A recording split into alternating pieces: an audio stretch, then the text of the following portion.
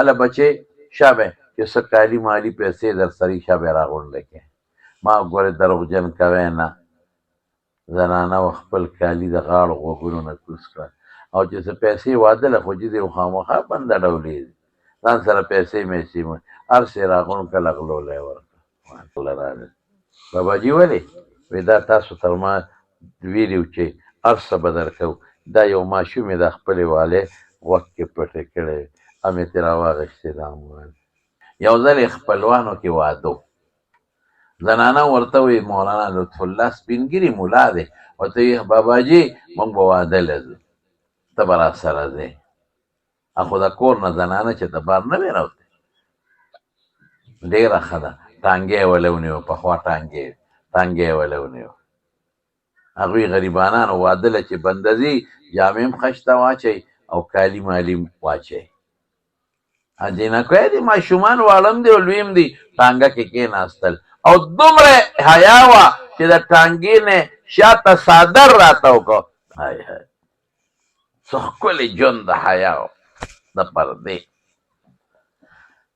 خو ټانګې نه یې څادر ته وکړه شاته او دا زنانه او دا ماشومان یې ټول پکې کېنول ټانګه روانه شوه خادی له روان دي بوډا بابا شیخ الحدیث شیخ القرآن لطف الله حقانی سپین ګیري پکې ناست دی مولانا لطف الله صاحب سهارنپوري ناست دی بس یو ځای کې په شاړه ځمکه روانو ډاکوان راووت ټانګې یې ودرول راکوزې کې دا زنانه هغه ورته په ژړا شوه سپین ګیري مولا وایي دا څه کوی جي دا خو د حیا جینکۍ دی د حیا زنانه دي نه نه نه دا راکوزې کې موږ خپل عمل به دوی سره کړو هغوی سره وسلې هغه وخت کې چې څه وسله وه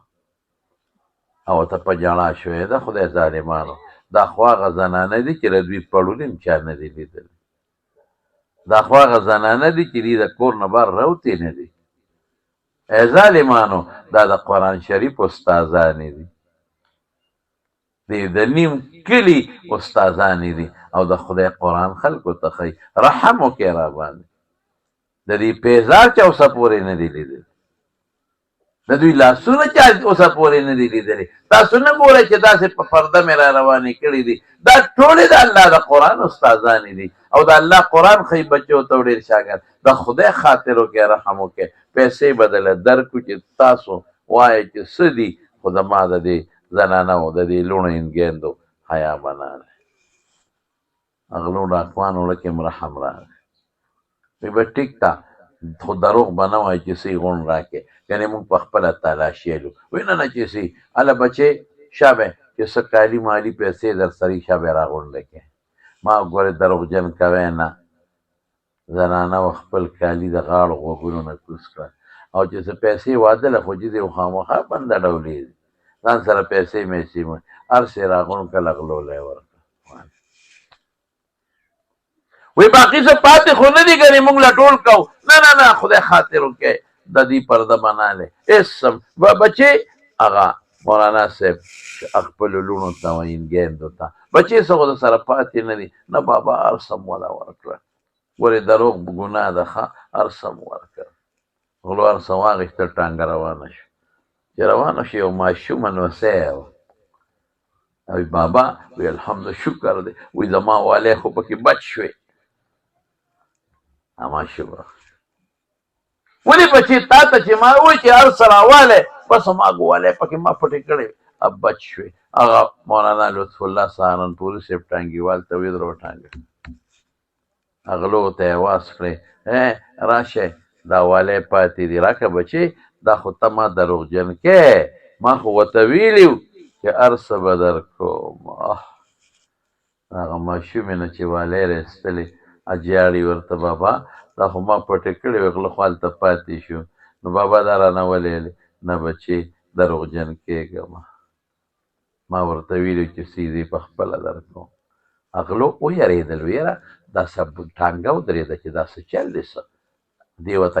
کوالې او خولې راشي دا پاتې دی غله راغی باباجي ولې وایي دا تاسو تر ما